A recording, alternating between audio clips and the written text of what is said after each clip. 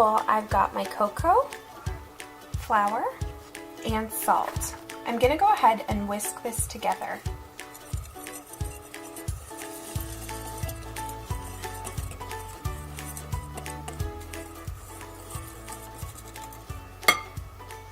I've got half a cup of butter melting here on the stove.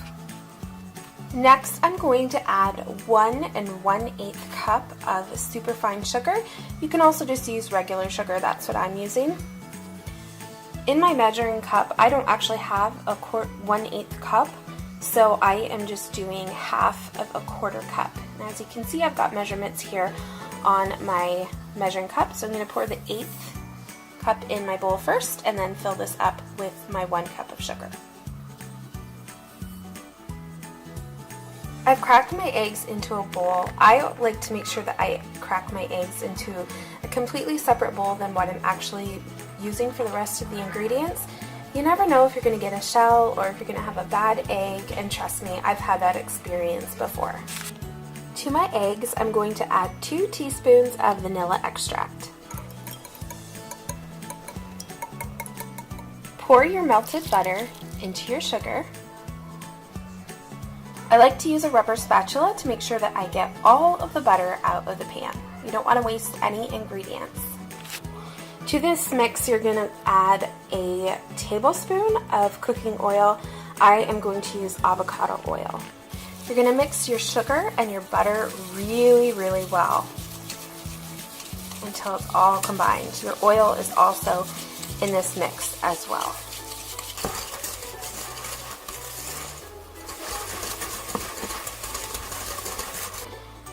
Next, you're going to whisk in your egg and vanilla mixture, and you're going to give this a good whisk for about a minute.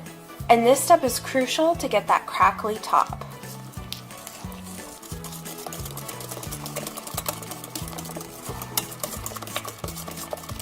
This is what it will look like.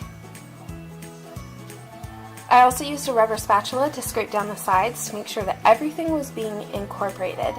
Next, you are going to want to gently fold in the dry ingredients, so the cocoa, the flour, and the salt that we've already whisked together. And we're going to go ahead and fold this into the batter.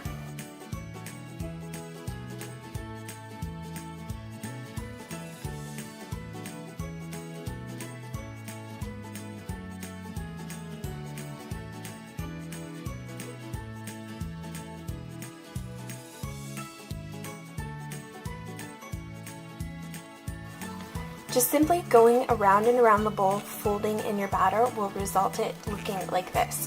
You don't want to overmix your batter at all. That's what's going to give a really tough texture to your brownies, and you don't want to overwork the gluten in the flour. So just gently fold in and it will come together in about a minute's time. So we're going to lightly grease an 8-inch square baking pan with some cooking oil spray. I'm actually going to probably use butter because I don't have cooking oil spray. And then we're going to line the pan with parchment paper. This is going to help prevent the brownies from sticking inside the pan. So this is what your prepared pan is going to look like, and then we are going to go ahead and add our brownie batter.